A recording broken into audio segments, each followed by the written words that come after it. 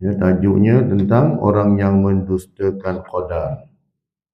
Jadi pada muka surat yang ke-159, Sulaiman bin Utbah Ad-Dimashqi meriwayatkan Yunus bin Maisarah menceritakan kepada kami daripada Abu Idris, daripada Abu Darda radhiyallahu anhu, daripada Nabi sallallahu alaihi wasallam sabdanya, la yadkhulul jannata aqun wala mukazzibun biqadarin wala mudminun khamrin. Artinya tidak masuk syurga anak derhaka. Aqun, anak derhaka. Kemudiannya wala mukazzibun biqadarin, dan orang yang mendustakan qadar. Wala mudminu khamrin, dan juga penagih arak. Hadis riwayat Ahmad. Ya. Fokusnya tentang apa? Orang yang menolak takdir Allah SWT. Ataupun kita panggil dia sebagai Qadariyah. Ya, dia ada mazhab akidah ni yang diberi nama mazhab Qadariyah, yang menolak takdir. Dan bila sebut tentang Qadariyah ini, Rasulullah menyamakan mereka dengan agama Majusi. Ya, agama Majusi ataupun Zoroastrianisme, kan? Agama Majusi ni, yang mana agama Majusi ni dia dah wujud 1000 tahun sebelum Masihi. Ya. Jadi Rasulullah samakan antara orang yang perangai Qadariyah ni yang menolak takdir ini, mereka dengan Majusi ni lebih kurang. Sebab Majusi pun begitu juga, menolak takdir. Ya, mereka mengasingkan antara perkara buruk dan juga perkara baik. Jadinya Sulaiman dalam ni, perawi yang bernama Sulaiman ini, menurut para ulama hadis, bahawasanya dia ni seorang yang lemah. Ya, sekumpulan ahli hadis meriwayatkan dari hadis daripadanya. Dalam hadis yang lain, Abdul Aziz bin Abu Hazim meriwayatkan daripada bapanya, daripada Ibnu Umar radhiyallahu anhuma, daripada Nabi SAW bersabda, al-qadariyatu majusu hazihil ummah, fa in maridu fala ta'uduhum, wa in matu fala tashhaduhum. Artinya al-qadariyah, gelaran kepada mereka yang menolak takdir ini, kata Nabi SAW, ialah majusi umat ini. Jika mereka sakit, jangan kunjungi mereka. Jika mereka meninggal dunia, jangan menjadi saksi ke atas mereka. Maksudnya pergi hadir ziarah. Ziarah mayat dia pun tak boleh. Ya, hadir menguruskan jenazahnya. Hadis riwayat Al-Hakim. Jadi kedudukan orang yang menolak takdir ini sama seperti orang-orang munafik, ya, di zaman Rasulullah SAW. Yang mana Allah pun larang, jangan pergi ziarah mereka kalau dia sakit, kalau dia mati pun jangan, ya, uruskan jenazahnya dan jangan solatkan jenazahnya itu, kan? Hadis riwayat Al-Hakim. Para perawi hadis ini dia siqah, ya. Namun sanadnya itu terputus, munqati', dia terputus sanadnya. Ibnu Umar radhiyallahu anhu berkata, aku mendengar sami'tu Rasulullah sallallahu alaihi wasallam yaqul, sayakunu fi ummati aqwamun yukadzibuna bil qadari. Hadis riwayat Al-Hakim. Hadis ini dia menepati syarat perawi di sisi Imam Muslim. Apa maksudnya? Rasulullah sebut, sayakunu fi ummati, akan ada, akan wujud dalam kalangan umat aku ni beberapa kaum yang mendustakan qadar. Ya, yang mendustakan qadar. Maksudnya mereka ini menolak takdir Allah SWT. Kalau kita faham tentang qadariyah ini, ialah mereka menolak kuasa Allah SWT dalam menentukan sesuatu. Aku nak ke syurga ke aku nak neraka, aku yang tentukan, bukan Allah. Kalau aku nak buat. Ia menafikan takdir Allah. Inilah menolak ni. Tapi dalam kita mungkin tak macam tu. Tapi kadang-kadang kita tak sedar cara kita tu. Contoh apa tuan-tuan? Dalam kita menengok orang lain dapat nikmat, kita tak dapat. Ya? Kenapa dia dapat lebih? Aku dapat sikit je. Ya? Padahal aku sama-sama dengan dia. Ya? Sama je kan kita tak? Kenapa dia dapat lebih, aku dapat sikit? Ya? Ya? Dan juga perkara-perkara lain, antara apa lagi? Kematian. Tak boleh terima takdir Allah Subhanahu Wa Taala. Ya, kenapa ni? Ya, kenapa sepatutnya tak macam ni? Kenapa macam ni? Ataupun dia kata kalau kita ni cepat sikit, tak ada jadi macam ni. Itu pun sama juga. Ya, menggunakan perkataan kalau tadi. Ya, kalau ini untuk barang yang lepas, makanya ya, dia seolah-olahnya kita ni menolak takdir lah. Kalau. Ya. Tapi kalau untuk akan datang, tak ada masalah. Esok pagi kita nak pergi Kuala Lumpur, kalau kita keluar awal mungkin tak jam kot, sebab esok mungkin orang-orang Johor pakai turun Kuala Lumpur kan, pakai balik kampung. Jadi kalau kita keluar lewat takut jam. Jadi kita rancang ni kalau kita keluar awal, mungkin kita tak temu dengan jam teruk lah. Itu tak ada masalah. Kan? Tapi yang masalahnya, bila dah keluar lambat tu jam kat highway, nyalakan takdir. Itulah awak. Kalau kita keluar awal sikit tadi, tak ada jumpa jam. Kan? Awak lah ni, awak yang salah kan? Ada gaduh pula dalam kereta. Kan? Jadi, ya kadang-kadang kita tak sedar perbuatan tersebut. Kan? Cuma kadang-kadang kita tengok, cuma dengar macam, oh ni tak kena kat aku ni kena pada orang lain. Tak. Ya. Sebab tu apa sahaja ketentuan Allah, sakit kita, rezeki kita, kadang-kadang kita ni mari sakit, kan? Tak ada upaya pun, kadang-kadang kita ni tipu musibah, kerugian ke, kehilangan ke, benda tu sebenarnya dah tertulis dah pun. Kita just menghadapi. Cuma Allah Ta'ala nak tengok kita bagaimana cara kita mengurus masalah yang kita hadapi, itu je. Kalau kita dapat uruskan dengan baik, dengan redha, dengan tenang, dengan sabar, maka Allah Ta'ala akan gantikan yang lebih baik. Allah Ta'ala bagi kita lipat gandakan ganjaran kita. Sebab kita nak hadapi benda masalah ni, semua hadapi tak. Contoh kata kalau bala katakanlah mari banjir. Bukan rumah kita seorang kena, orang lain pun kena juga. Ya? Bukan rumah kita seorang ni contoh kan. Jadinya ada orang tak boleh terima benda ni. Kan? Tak boleh terima benda ni. Jadinya hadapi dengan tenang. Redha. Pertama Allah tengok redha.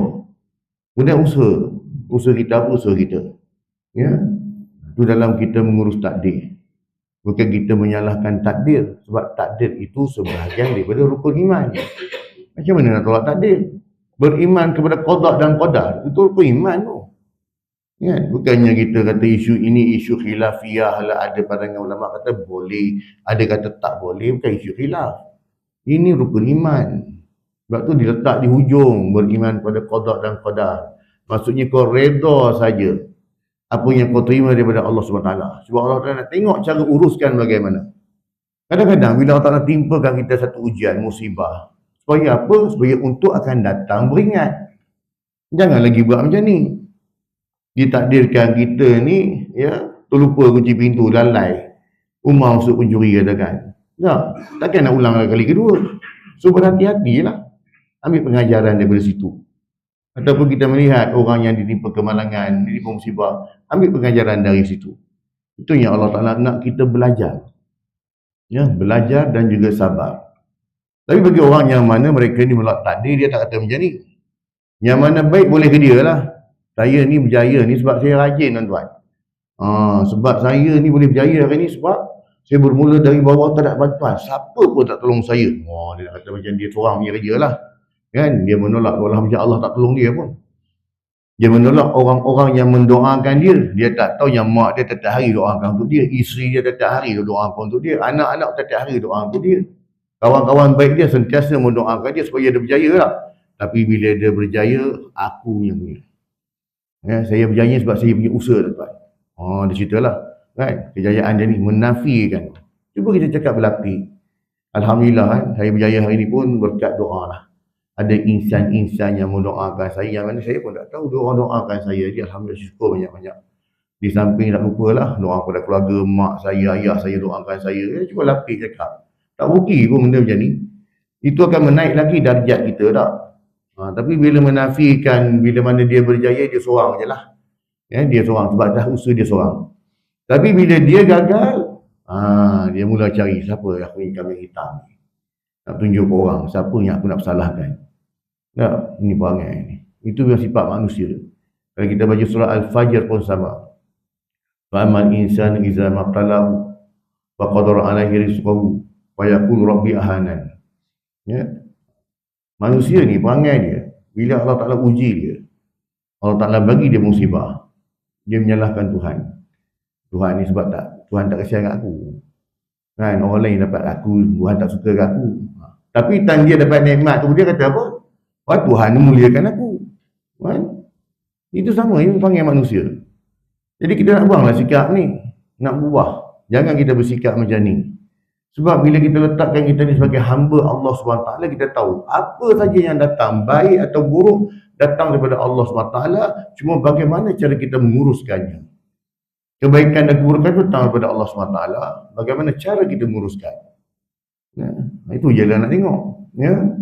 Itu kata bezanya antara Ahli Sunnah wal Jamaah dengan Qadariyah. Itu kenapa Qadariyah ini disamakan macam Majusi. Sama, dua-dua pun tolak takdir. Ya, akan wujud beberapa kaum dalam umatku yang mendustakan qadar. At-Tirmizi mensahihkan sebuah hadis riwayat Abu Sahar daripada Nafi' bahawa Ibnu Umar didatangi seorang lelaki. Ya, anak Sayyidina Umar tadi lah, Ibnu Umar ni, Abdullah bin Umar. Lalu dia berkata, "Inna fulanan yaqra'u 'alaika salam." Faqala innahu balaghani annahu qad ahdatha. Fa in kana qad ahdatha fala tuqrihu binni assalam.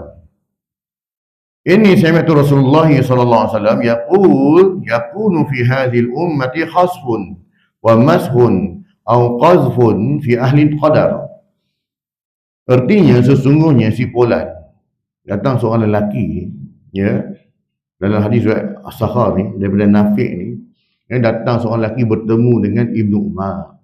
Maka dia kata pada Ibnu Umar, "Wahai Ibnu Umar, si Polan ni kisah salam kat engkau." Ya, biasa ada kita pun sama macam tu tak? Kadang-kadang kita jumpa kan, kadang-kadang kawan kita dengar kita nak ketemu dengan seseorang, dia akan bagi tahu tak, kau kisah salam aku kat dia. Lama aku tak jumpa dia, apa khabar dia tu sekarang kan? Macam tu biasalah. Jadinya yang lelaki ni datang jumpa dengan Ibnu Umar, dia beritahu bahawa si Polan tu sampai ke salam pada dia. Apa kata Ibnu Umar? Sesungguhnya dia ni lah, berita tentangnya yang telah mengada-ngadakan sesuatu, yang melakukan bid'ah telah sampai kepadaku. Kata Ibnu Umar, aku tahu dia ni pelaku bid'ah. Kan, suka duk mereka-reka amalan ni. Makanya, ya, dia ni, aku dah kenal dia ni memang orang macam ni. Ya, maka apa kata dia kata lagi? Maka dia kata, jika benar-benar dia melakukannya, jadi melakukan perkara bid'ah tadi tu, maka jangan sampaikan salamku kepadanya. Ya. Aku tahu dia ni punya orang ni kan. Dia ni suka pelaku bid'ah ni. Kalau dia ni jangan sampaikan salam kepada dia. Lama. Sesungguhnya aku mendengar Rasulullah SAW bersabda, akan ada dalam kalangan umat ini hukuman tertimbus ke dalam bumi, diubah rupa atau dituruni hujan batu yang ditimpakan ke atas ahli qadar, yakni golongan yang mendustakan ketetapan Allah Subhanahu Wa Taala. Yang ini mereka akan ditimpakan hukuman demikian di dunia lagi. Hadis riwayat At-Tirmizi. Ya, begitu jugalah sudah tersebut kadang-kadang pelaku bid'ah ini dia sama je lebih kurang dengan orang yang melak takdir. Qadar itu ketetapan. Allah dah tetapkan begini, Allah tetapkan begitu, Allah tetapkan begini, tetapkan begini. Semuanya ditunjukkan Rasulullah SAW tak? Tapi kadang setengah orang dia kata tak cukup. Kan? Dia rasa, bila kita sebut dia rasa, ini menunjukkan nafsu. Sebab dia rasa tak cukup, dia yang rasa. Kita buat satu amalan, ibadah tu bukan sebab rasa. Dia rasa boleh kot. Kita kata macam tu. Kita buat ibadah berdasarkan petunjuk, berdasarkan perintah. Itulah ibadah. Kan? Bukan rasa boleh kot. Kan? Jadi ni kata Ibnu Umar tadi ni, ya. Diriwayatkan daripada Mansur daripada Rib'in bin Khirash daripada Ali radhiyallahu anhu katanya Rasulullah sallallahu alaihi wasallam bersabda, La yu'minu 'abdun hatta yu'mina bir arba'. Ya asyhadu an la ilaha illallah wa anni rasulullah wa ba'athani bil haqqi wa yu'minu bil ba'si ba'dal mauti wa yu'minu bil qadari. Artinya tidak beriman seorang hamba sehinggalah dia beriman dengan 4 perkara. Bersaksi bahawa tiada Tuhan selain Allah, bersaksi bahawa aku, yakni Rasulullah SAW ini sebagai pesuruh Allah dan yang diutuskan dengan kebenaran, kemudian beriman dengan kebangkitan, yakni hari kiamat lepas kematian, dan beriman dengan qadar Allah Subhanahu wa taala. Ya, 4 perkara dalam hadis sebut. Tak? Hadis ini diriwayatkan oleh At-Tirmizi dengan sanadnya baik. Sebagian perawi berkata daripada Rib'i, daripada seorang lelaki daripada Ali radhiyallahu anhu. Baqiyah meriwayatkan Al-Auza'i menceritakan kepada kami daripada Ibnu Juraij, daripada Ibnu Zubair, daripada Jabir radhiyallahu anhu katanya, Rasulullah sallallahu alaihi wasallam bersabda, "Inna bajusa hadhil ummati al-mukazzibuna bi aqdarillah. In maridu fala ta'uduhum wa in matu fala tusallu alaihim wa in laqitumuhum fala tusallimu alaihim." Artinya sesungguhnya majusi umat ini, dia sebut umat ini umat Rasulullah sallallahu alaihi wasallam. Yang Rasulullah sebut perkara ni dulu, terdahulu lagi dah. Ini cerita 1400 tahun ni, yang nak berlakunya hari ni terutamanya. Ceritanya ini cerita dulu ni, tapi berlakunya hari ni. Sesungguhnya majusi umat ini ialah golongan yang mendustakan takdir Allah Subhanahu wa taala. Sebab tu kenapa orang ni ramai yang tak solat, sebab dia yakin bahawasanya tanpa solat pun aku dapat rezeki, tanpa solat pun aku dapat ilmu. Tak payah sembahyang pun, kan? Rezeki dapat juga, kan? Sebab dia berpegang kepada rezeki tak salah alamat. Rezeki tak salah alamat. Kadang JNT pun boleh salah alamat, kan? Rezeki tak salah. Jadi dia pegang yang tu, kan? Dia pegang. Satu dia kata apa lagi? Kalau engkau tu, rezeki tu kalau hak engkau, kona kau mana pun tetap hak engkau. Ya. Tapi kalau bukan hak engkau, pusinglah usaha macam mana kau tetap tak dapat. Kan? Jadinya ni mereka pegangan ni lah, betul lah. Cara cakap tu betul. Ya. Tapi cara perbuatannya itu, cara dia punya body language dia tu menunjukkan bahawasanya aku tak semayang aku dapat rezeki juga. Kan? Kadang-kadang yang tak semayang ni lagi pandai daripada yang semayang. Yang tak semayang rezeki lagi luas daripada yang semayang ni. Kita ulang alik di masjid, ya Allah murah rezeki aku, ya Allah murah rezeki aku tak? Kan? Tak macam tu juga tak? Tapi yang tak jenis mari orang tak semayang, dia lah banyak rezekinya tak? Kan? Itu ukuran akal kita. Ya, kita tak sedar tak bahawasanya yang kita duk ulang alik itulah nikmatnya Allah Ta'ala bagi. Itulah nikmatnya. Ya. Nikmat ni mana ni? Dalam dunia pun dapat bersilaturahim. Ya. Akhirat sudah dapat. Yang jenis tak nak semayang ni, ya, engkau bangga dengan apa yang kau dapat. Itu je lah. Kan? Itu je lah kau dapat di dunia. Di akhirat tak dapat. Kan? Ni malang orang macam ni, dia faham, dia salah faham. Ya, yang salah faham ni. Jadi kena betulkan mindset tu, kena betulkan. Kan? Kita ni hanya kita betulkan balik kita punya mindset, cara kita berfikir sebenarnya. Kan? Benda-benda yang sama tapi bicara berfikir. Bila pemikiran kita itu tidak menepati apa yang syarak nak, maka dia akan jadi celaru lah. Itu sampai peringkat dia kata macam tu tak? Aku nantilah, muda lagi nak, esok tutup semayang lah. Kan? Esok tutup semari lah, masjid ni muda lagi, muda hanya sekali tak? Ni dia berfaham macam ni. Dia memang muda sekali, tapi mati dia tak kira siapa pun. Ada janji Allah. Orang tua je mati betul, memanglah orang tua mati, dia mati tak pergi dah. Tapi ada janji Allah kata orang muda tak mati. Tak? Ada janji Allah orang sihat tak mati. Orang sakit normal lah, kita tahu dah bila dengar sakit-sakit ini boleh buat mati normal lah. Orang sihat, apa ramai orang sihat yang mati. Ya? Dengan berbagai cara lah. Ini yang disebut Rasulullah SAW. Sesungguhnya majusi umat ini ialah golongan yang mendustakan takdir Allah. Jadi apa kata Rasulullah lagi? Jika mereka sakit, janganlah menziarahi mereka. Jika mereka meninggal dunia, jangan solat ke atas jenazah mereka. Jika berjumpa mereka, jangan memberi salam kepada mereka. Ya? Ini orang yang betul-betul dia beriktikad dengan fahaman Qadariyah tadi tu. Ya? Maka orang macam ni, kita tak boleh jumpa orang macam ni. Cuma kadang-kadang setengah masyarakat dia ada begini. Tak adalah kita hukum dia sebagai Qadariyah pula.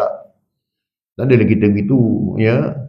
Cumanya kadang-kadang hati kita terdetik. Jadi bila kita terfikir macam tu, kenapa aku je kena ni, orang ni tak kena ni? Jadinya kita banyakkan istighfar balik lah.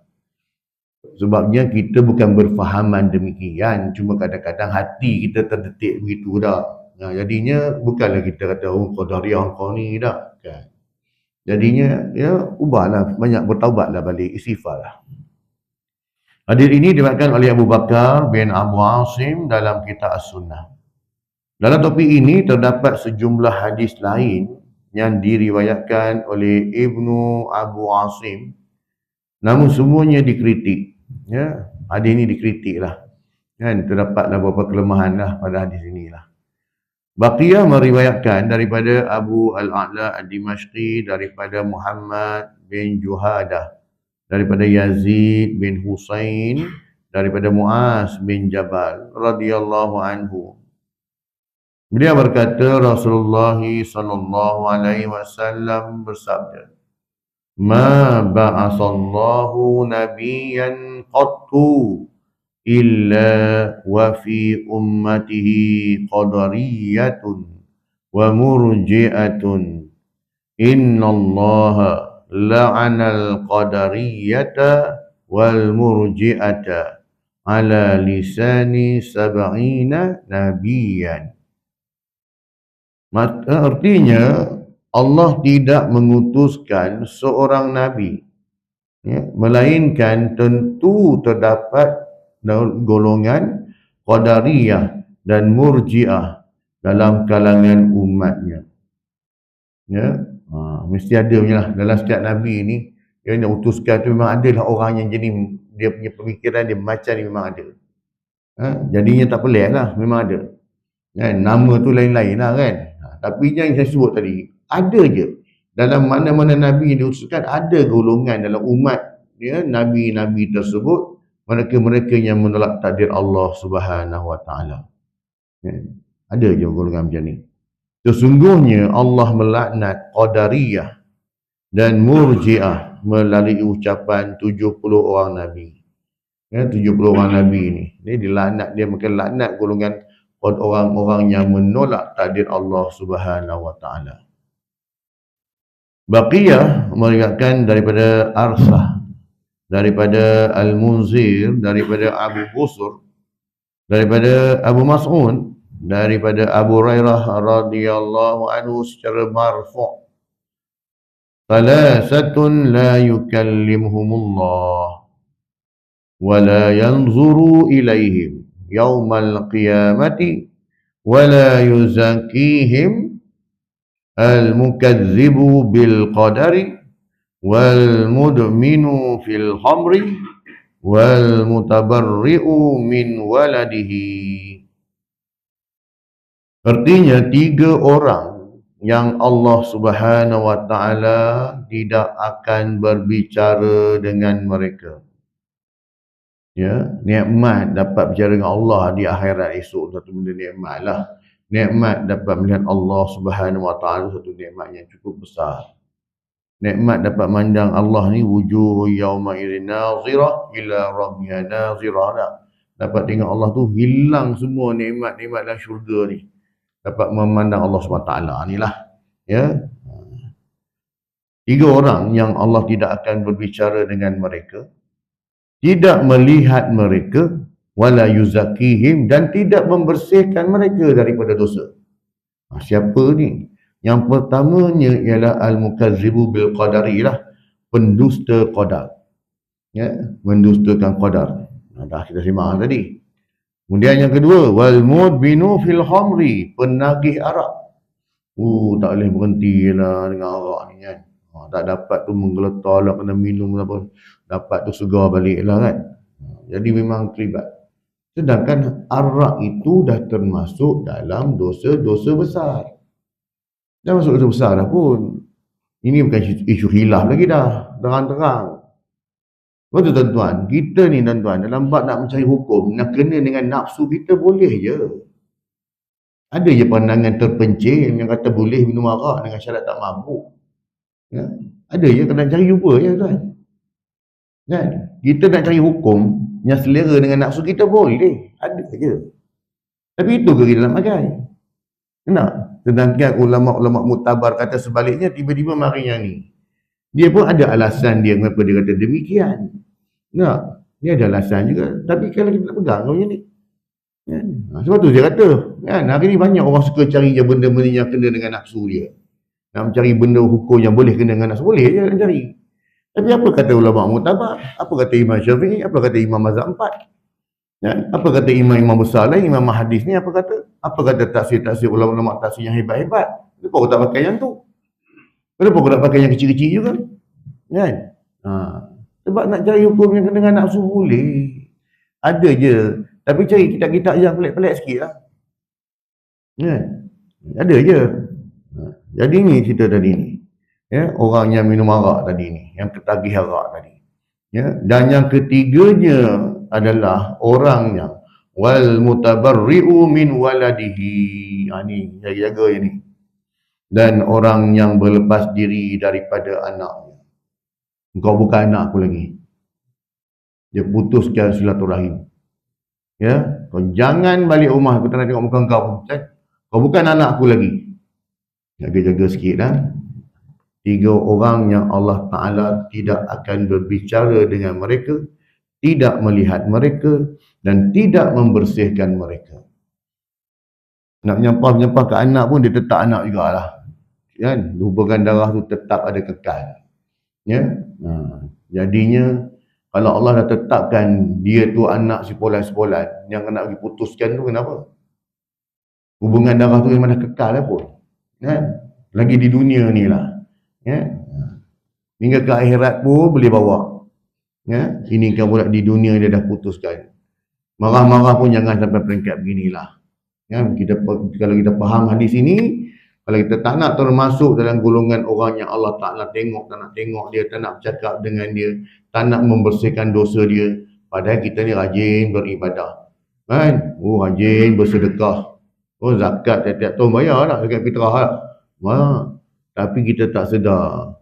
Kita marah dekat anak kita seorang ni, kita putuskan silaturahim. Putuskan hak kita sebagai bapa kepada dia tak. Putuskan hak mak kepada dia. Jangan balik rumah lagi. Jangan kata mak kau ni sudah. Aku dah buang kau daripada keluarga ni kan. Itu cerita Hindustan boleh kan tuan. Ya, Hindustan dia boleh apa tak. Kita ni ada agama orang Islam. Dia tak putus. Sedangkan kalau putuskan hubungan silaturahim sesama Islam pun dosa besar dah. La yadkhulu jannata al-qat'u. Tak masuk syurga orang yang memutuskan silaturahim. Ini kan pula putuskan silaturahim dengan anak sendiri dulu. Kan?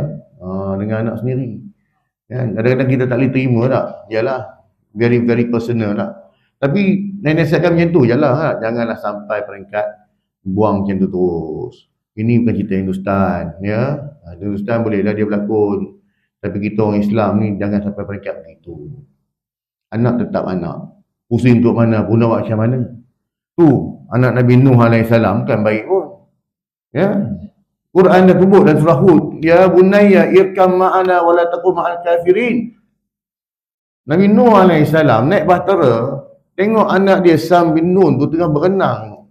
Ya bunayya, wahai bunayya ni tuan-tuan. Kenapa dia tersebut ya ibni?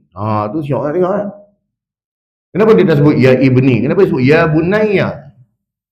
Ya, wahai anak kesayangan aku. Wahai anak abah. Wahai anak ayah.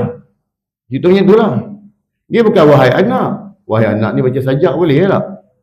Ya bunayya, wahai anak kesayangan aku.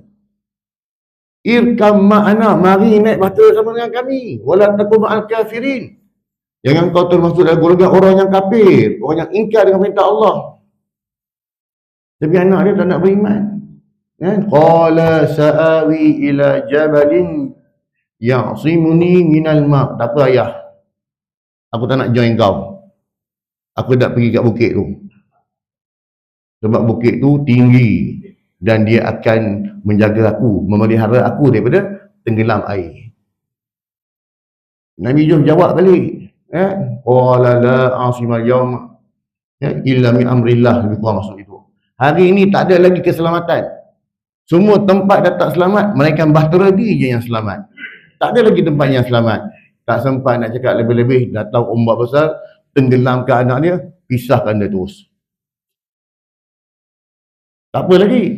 Bila Nabi Nuh AS sampai di Bukit Judi, Surah Hud tentang ayat 4 lebih. Apa kata Nabi Nuh? Aku akan minta ampun untuk anak aku. Aku akan minta Allah Ta'ala ampunkan dosa anak aku.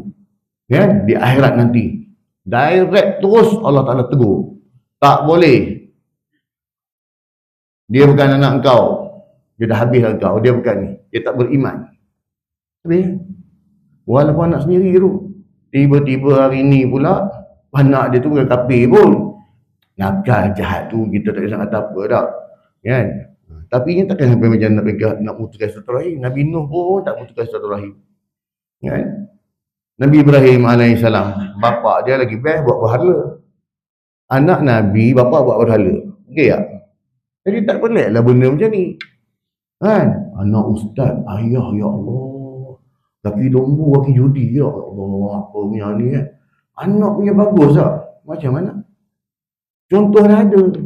Nabi Ibrahim dengan ayah dia sendiri. Kan? Macam mana?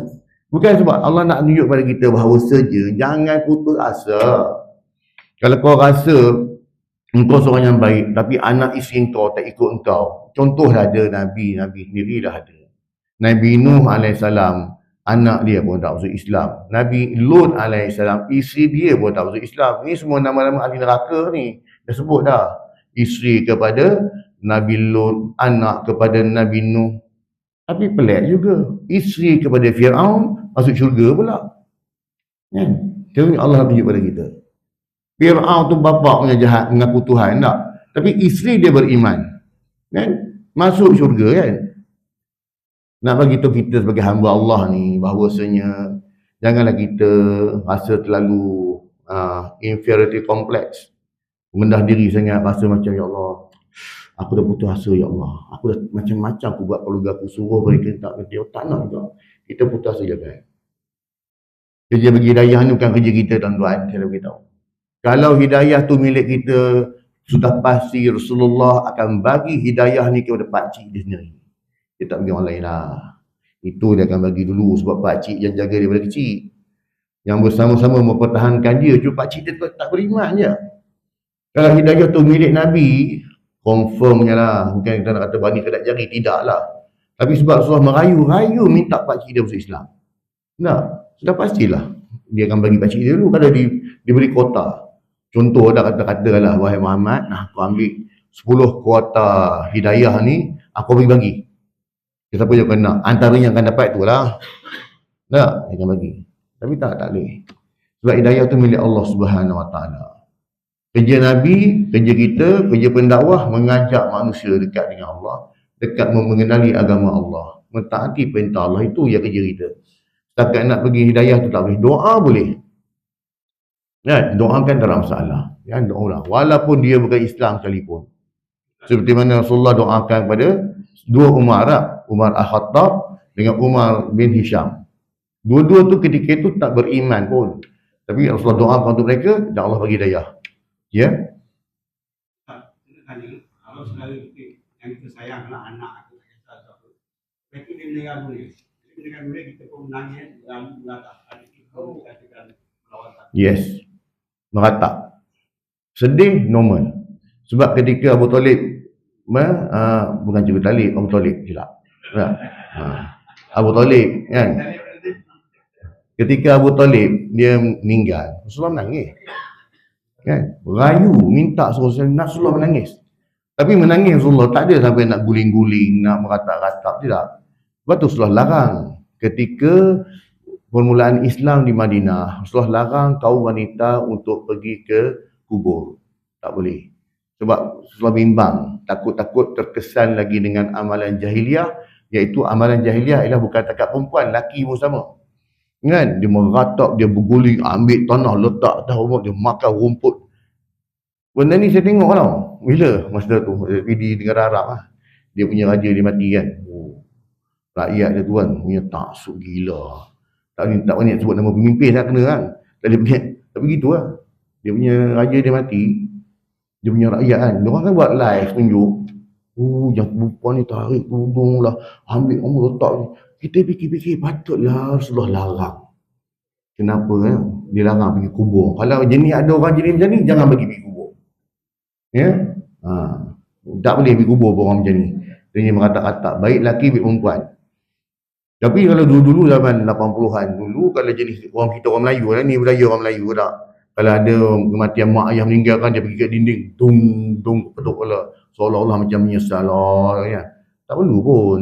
Pertama, ajal tu Allah tentukan. Keduanya, waktu mak ayah kau hidup, kau berbakti daripada mak ayah kau. Bila dah meninggal, kau sibuk nak buat merata, tunjuk hero pula pada orang. Nak tunjuk pada orang lain, dia lah paling sayang mak ayah dia lah. Tak perlu tunjuk pun. Kan? Jadi itulah kata berbakti lah ketika mak ayah hidup kan. Jadi perbuatan merata ni diharamkan. Ya? Menangis doma lah. Tak menangis, sedih. Takkan Rasulullah ketika Abu Talib meninggal dunia, dia nak ketawa pula. Tak pelik sangat lah tu. Doma lah menangis. Tapi bukan meratap.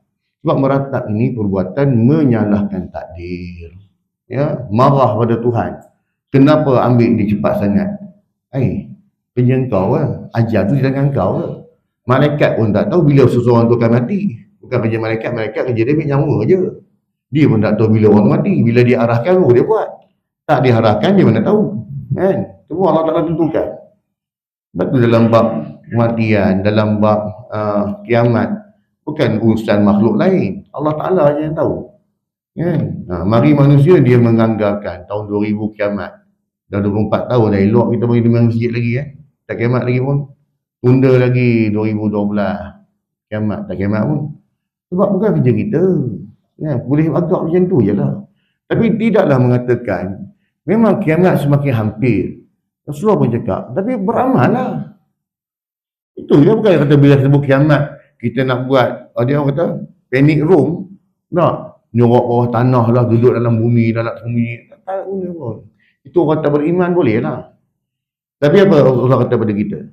Dan seandainya berlakunya kiamat depan mata engkau, berlakunya kiamat, dan di tanganmu ada biji benih, kau tanamlah.